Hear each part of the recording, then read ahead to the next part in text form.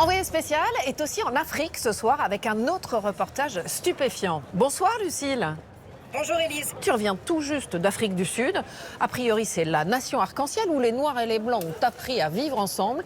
Mais vous allez voir qu'on en est très loin. Toi, Lucille, tu es allée à la rencontre d'Afrikaners qui sont racistes et fiers de l'être.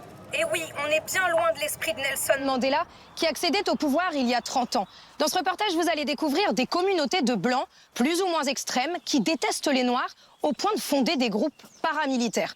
Alors certains sont ouvertement racistes, vivent en vase clos, parfois armés jusqu'aux dents. Et vous allez le voir, certains pensent même qu'une guerre va éclater entre les Noirs et les Blancs. Et ils vont même jusqu'à endoctriner leurs enfants.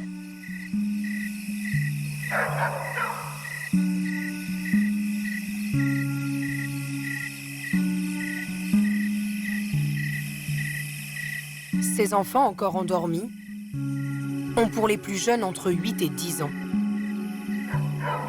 Ils participent à un camp de vacances, envoyé par leurs parents. Une colo très spéciale, où les moniteurs montent la garde toute la nuit, armés et en uniforme. Pour leur premier réveil, les jeunes ont le droit à une simulation d'attaque dès 5 h du matin.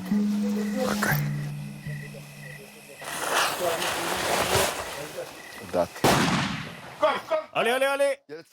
Vous avez 5 minutes pour vous lever et vous préparer. Dépêchez-vous, on vous attend dehors. Sortez vos mains de vos poches ou je fais tout exploser. Tu prends ton temps, toi, ou quoi? Ces hommes font partie des Commando Corps, un groupe paramilitaire raciste. Soi-disant fondé pour protéger les Afrikaners, les descendants des premiers colons blancs d'Afrique du Sud.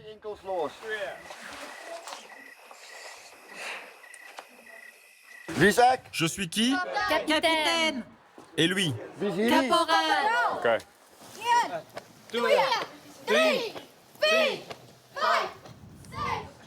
Pour eux, les Noirs sont des ennemis. C'est ce qu'ils apprennent aux enfants. Ouvrez les yeux de vos amis. Si vous voyez un ami tenir la main d'une femme noire, dites-leur que les lions ne peuvent pas se reproduire avec les hyènes. Pourquoi voulez-vous vous mélanger avec les Noirs? Pourquoi voulez-vous mettre au monde des bâtards?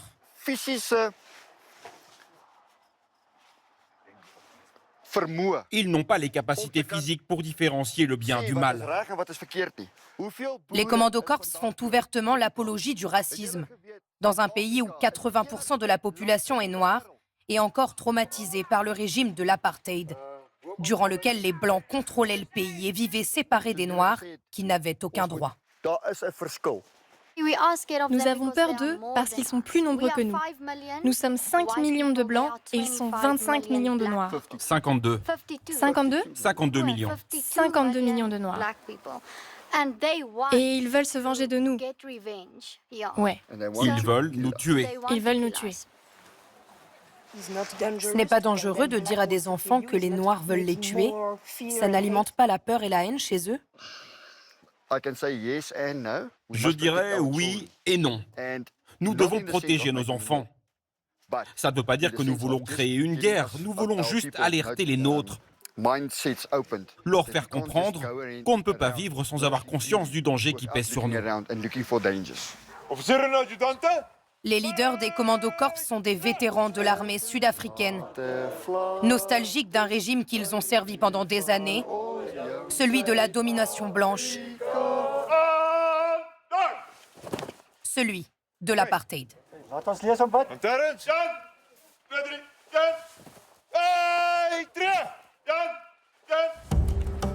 L'Afrique du Sud est loin d'avoir trouvé la paix. Le pays est souvent cité comme le plus dangereux et le plus inégalitaire au monde. Les Blancs ne représentent que 7% de la population, mais détiennent toujours les 3/4 des terres et la plupart des richesses du pays. Certains vivent barricadés à l'écart des Noirs, qui pour beaucoup souffrent du chômage et vivent encore dans des bidonvilles. Pourtant, il y a 30 ans, les Sud-Africains votaient pour la fin des privilèges et l'égalité, en élisant Nelson Mandela, le tout premier président noir d'Afrique du Sud. We enter into a covenant Nous prenons l'engagement de bâtir une société dans laquelle tous les Sud-Africains, noirs et blancs, pourront marcher la tête haute, sans aucune crainte au fond de leur cœur. Mais rien ne s'est passé comme Mandela l'avait prévu. Aujourd'hui, certains Blancs sont persuadés d'être pris pour cible. Des groupes prennent les armes, d'autres militent pour une Afrique du Sud où l'on séparait à nouveau les Blancs des Noirs, nostalgiques de l'apartheid. Il y a un réel danger pour toute personne blanche, pour tous les Afrikaners en Afrique du Sud. Une guerre civile en Afrique du Sud est absolument inévitable. Quand une partie de la population se mobilise pour la justice, l'autre s'oppose fermement à toute forme de réconciliation. Tu as des amis noirs, toi? Non. Les Noirs ne sont pas capables de s'organiser ou de prendre des initiatives. Cet après-midi, chez les Commando Corps, l'entraînement se poursuit en pleine brousse. Au sol! Nous faisons comme si quelqu'un tirait près d'eux, ou qu'une voiture ou qu'une bombe explosait. C'est pour leur apprendre à se mettre à couvert. Des techniques de survie habituellement enseignées dans des pays en guerre. Les jeunes suivent aussi des cours de self-défense. Vous essayez de le maintenir à distance et de récupérer le couteau. Regardez, s'il tombe, j'ai le contrôle. Ils sont formés au survivalisme et même au maniement des armes. Un devant, un au milieu et un derrière. 3 mètres entre nous. Moi, je vais assurer l'arrière. Pour l'instant, les armes sont factices. Des fusils de paintball. Mais à leurs 20 ans, ils apprennent à tirer à balles réelles. Ils simulent la guerre. On prend ça très au sérieux. C'est un entraînement avant d'avoir de vraies armes. Comme ça, on connaît les règles et on ne blessera personne le jour où ça arrivera. Selon les chiffres fournis par les Commando Corps, le groupe suprémaciste compte 2000 membres à travers le pays et forme chaque année une 60aine d'enfants et adolescents. Biberonnés au racisme anti-noir. Nous sommes racistes. Vous êtes aveugle? Soit vous êtes raciste, soit vous refusez de l'admettre. Chacun d'entre nous, peu importe le pays, en Europe, aux États-Unis ou ailleurs, est raciste. Certains sont juste dans le déni. C'est un problème de cerveau. Il y a des choses que les Noirs ne sont pas capables de faire. Ils ne peuvent pas s'organiser ou même prendre des initiatives. Mais pourquoi? C'est cognitif. Ils ne comprennent pas. Ils n'en sont pas capables. Ils ne peuvent pas prendre soin des choses. Ils cassent tout. Du pur racisme. Pourtant puni par la loi en Afrique du Sud, tout comme l'incitation à la haine. En France, les auteurs de tels propos encourent une peine qui peut aller jusqu'à 45 000 € d'amende et 1 an de prison. Cela ne semble pas inquiéter les Commando Corps. Ils organisent ces formations depuis plus de 10 ans et ne sont pas les seuls à regretter l'époque de l'apartheid. À 500 km de là, dans cette petite ville tranquille, Assieds-toi. C'est bien ma fille. voici Simon Rush. Tu ne mords pas aujourd'hui, hein? Pas ces gens. Ils viennent de France. Le porte-parole des Südlanders, une autre organisation connue pour ses idées racistes et complotistes qui revendique 20 000 sympathisants. Nous sommes persuadés que ce sera bientôt l'anarchie dans ce pays, qu'une guerre civile va éclater. Et là, ce sera très important que nos membres évacuent les lieux. Donc là, il y a tout le matériel avec lequel il faudra fuir. Des choses très basiques. Des grandes tentes, encore des tentes, un générateur, des radios. Tous ceux qui croient en notre plan d'urgence ont ça chez eux, peu importe où ils vivent. Eux aussi pensent qu'une guerre avec les Noirs est inévitable. Là, c'est la réserve. Regardez, toutes ces boîtes sont remplies de nourriture. On en a 2, 4, 6, 8. Et pour cette raison, ils possèdent tout le matériel nécessaire pour survivre plusieurs années en autonomie. 24, 26, 28, il y en a encore ici, donc presque 40 boîtes. Si les Südländer se préparent au pire, c'est parce qu'ils croient en une prophétie qu'ils tiennent des premiers colons blancs d'Afrique du Sud. Une prophétie selon laquelle les Noirs vont exterminer les Blancs. On ne sait pas quand ça va arriver. On sait seulement que ce sera après la mort d'un grand leader noir et après une maladie qui touchera le monde entier. Ce pourrait très bien être cette année, seul Dieu sait. Les extrémistes ont déjà choisi l'endroit où ils se réfugieront. Une zone déserte dans le centre du pays qu'ils souhaitent réserver aux Blancs. En réalité, peu importe que cette attaque ait lieu ou non, Simon Roche n'a jamais voulu vivre avec les Noirs. Est-ce que je suis un raciste qui veut tuer des Noirs et qui se réveille le matin en se disant « Pourquoi j'irais pas empoisonner le réseau d'eau d'un quartier noir ?» Non. Mais est-ce que je suis un raciste qui pense qu'on ne peut pas marier des cultures si différentes? Oui, dans ce cas-là, oui, je suis raciste. Et Simon Roche n'hésite pas à diffuser sa vision raciste du monde à l'étranger. En 2017, il manifeste aux côtés des suprémacistes blancs aux États-Unis et rencontre David Duke, un ancien responsable du Ku Klux Klan. Un groupe terroriste et raciste très violent, déjà condamné pour meurtre et torture contre des personnes noires. Un an plus tard, en 2018, Simon Roche est invité au Parlement européen par des députés d'extrême droite.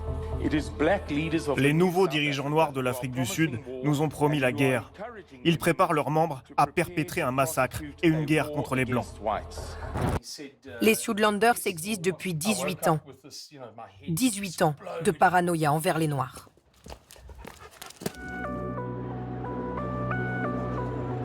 Ce qui est vrai, c'est que ces dernières années, le taux de criminalité a explosé en Afrique du Sud. 75 meurtres par jour en moyenne, selon les derniers bilans. C'est 25 fois plus qu'en France. Mais les Blancs sont-ils plus en danger que les Noirs? Les craintes de certains extrémistes sont-elles légitimes? Un homme travaille sur la question. Gareth Newham est chercheur pour un grand institut spécialisé sur le crime et l'insécurité. Il a compilé toutes les statistiques de ces dernières années et ses conclusions sont sans appel. Quand les criminels ciblent quelqu'un, une maison ou une entreprise, ils ne sont pas intéressés par la race de leurs victimes.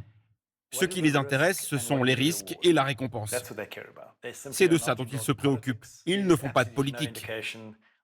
Il n'y a absolument aucune indication d'une quelconque guerre civile à venir.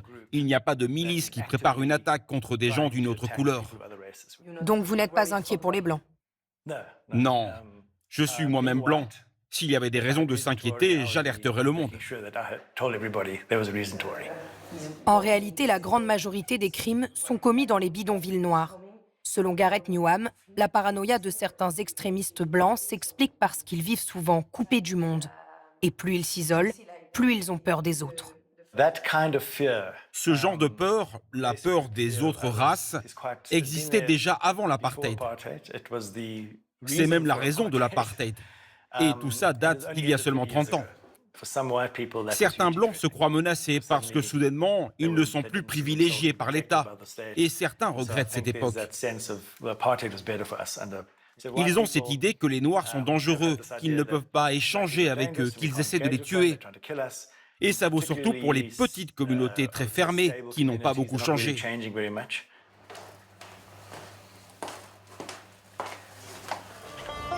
Mais certaines de ces communautés blanches ont pris de l'ampleur.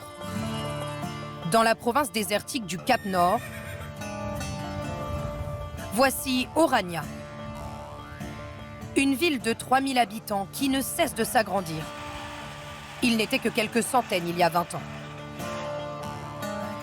Et si certaines familles viennent s'y installer, c'est parce qu'à Orania, il n'y a aucun noir. Pour vivre ici, il faut être afrikaner, chrétien et blanc. C'est la règle imposée par les fondateurs de la ville. Franchement, le fait qu'il n'y ait que des blancs, ça me rassure. Ici, je peux même laisser les clés de ma voiture sur le contact. Personne ne la volera. C'est sécurisé, c'est propre, mes enfants peuvent jouer dehors sans danger et ça c'est important pour moi. J'adore vivre à Orania, les gens sont bienveillants. À la station-service, à la boucherie, à l'école et dans les supermarchés, il n'y a que des blancs. Ils vivent en autarcie et ont même leur propre monnaie, sans le visage de Nelson Mandela sur les billets.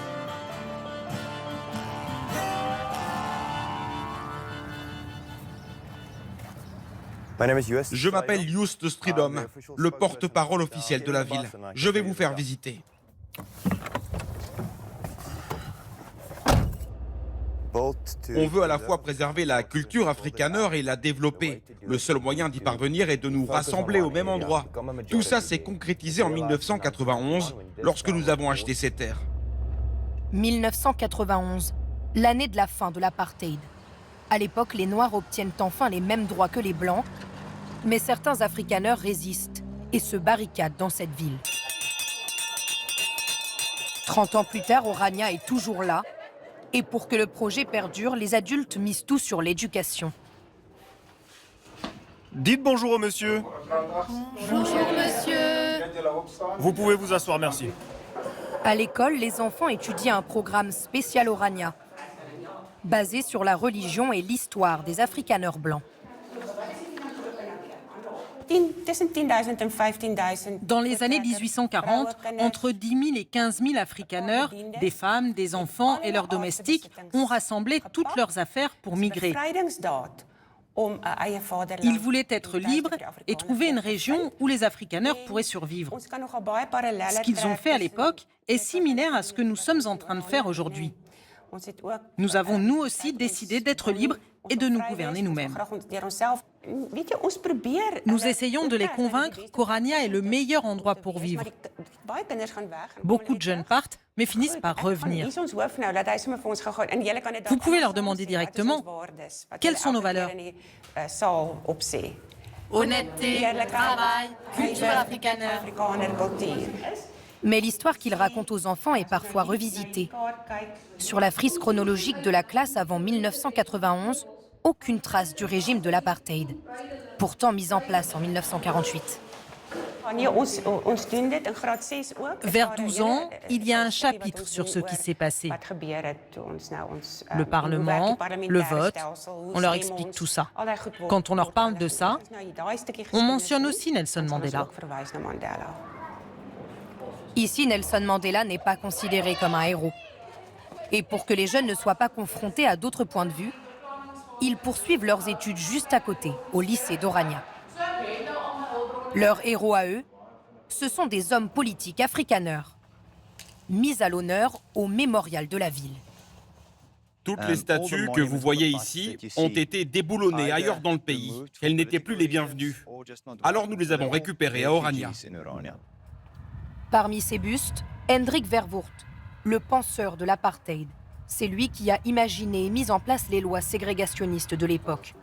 Il est de la même famille que les fondateurs d'Orania. Pourquoi vous ne voulez pas vivre avec les Noirs ? Ce n'est pas une question de vivre ou de ne pas vivre avec d'autres personnes. L'Afrique du Sud est un pays très diversifié. Mais les afrikaners sont une minorité. Nous n'avons pratiquement aucun pouvoir politique et économique dans le pays. Vivre à Orania est une question de survie, non seulement physique dans un pays très violent, mais aussi culturel. Nous voulons créer une région où les afrikaners peuvent vivre par milliers, voire par millions. Les afrikaners se présentent comme des victimes qui ne cherchent qu'à se protéger. Pour cela, ils peuvent compter sur un parti politique. Un parti d'extrême droite, le Freedom Front Plus, le seul installé à Orania.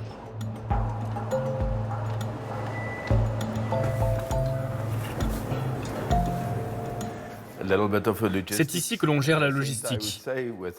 Là, vous avez notre candidat et notre slogan qui signifie « Levez-vous pour restaurer et reconstruire, votez FF+. » Le représentant du parti n'est autre que Wynand Boshoff. fils du fondateur d'Orania et petit-fils du créateur de l'apartheid. En 20 ans, le Freedom Front Plus a presque doublé son nombre d'électeurs. Il a rejoint la coalition au pouvoir et a même fait son entrée au gouvernement. Le parti veut créer une nation blanche, indépendante. C'est le but ultime que nous poursuivons. Nous avons une vision régionale. Orania n'est pas juste une petite communauté isolée. Ce n'est pas une simple ville test pour les Afrikaners. Nous avons une perspective plus large pour l'Afrique du Sud.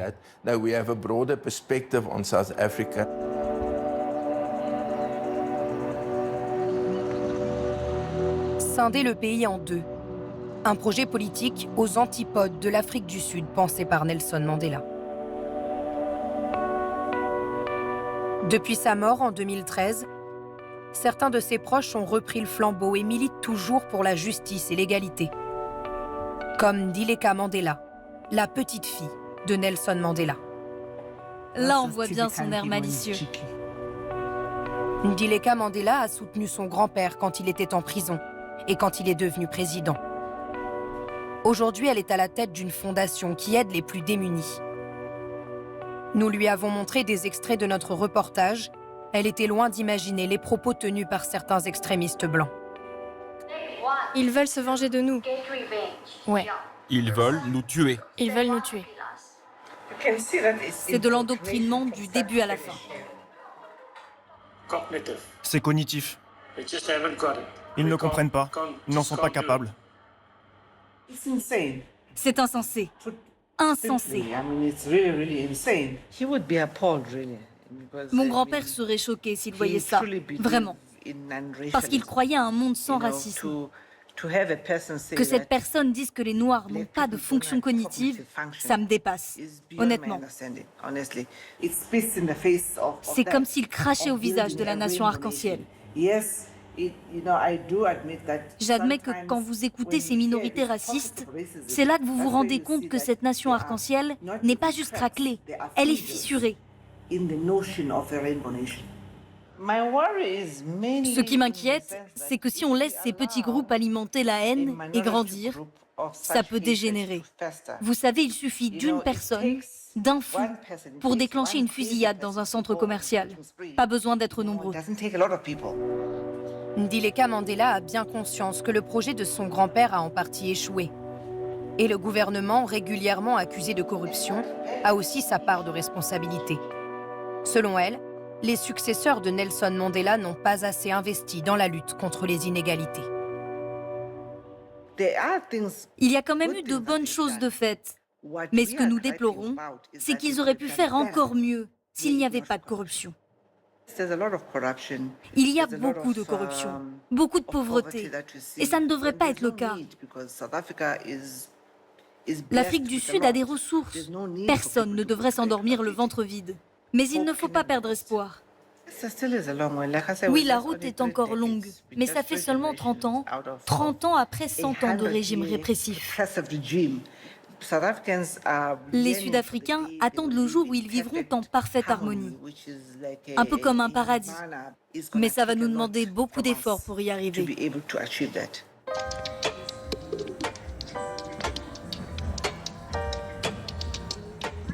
Comme elle, certains essaient malgré tout d'avancer dans la bonne direction. Vers une nation arc-en-ciel, mixte, chère à Mandela, où les communautés pourraient se mélanger et cohabiter. Dans ce potager solidaire, tout le monde travaille ensemble. Et de ce jardin sortent des repas pour les plus pauvres, distribués dans les bidonvilles. Les gars, aujourd'hui, on n'a pas beaucoup de nourriture. On ne peut en donner qu'aux enfants. Ça, c'est pour qui? Noirs et blancs, main dans la main, pour aider ceux dans le besoin. Il y a un énorme fossé entre les gens ici. Nous, on essaie de le combler. Et pour ça, la seule solution, c'est de travailler tous ensemble. Nous sommes tous les mêmes. On est tous des êtres humains et on fait de notre mieux dans ce monde de fous. Ces 25 dernières années, personne n'a réussi à améliorer les choses dans notre pays et personne ne le fera. C'est donc à nous, en tant que citoyens, en tant que communauté, de se battre pour le monde dans lequel on veut vivre et d'effacer toutes ces inégalités. Et je pense qu'ici, c'est vraiment ce qu'on est en train de faire.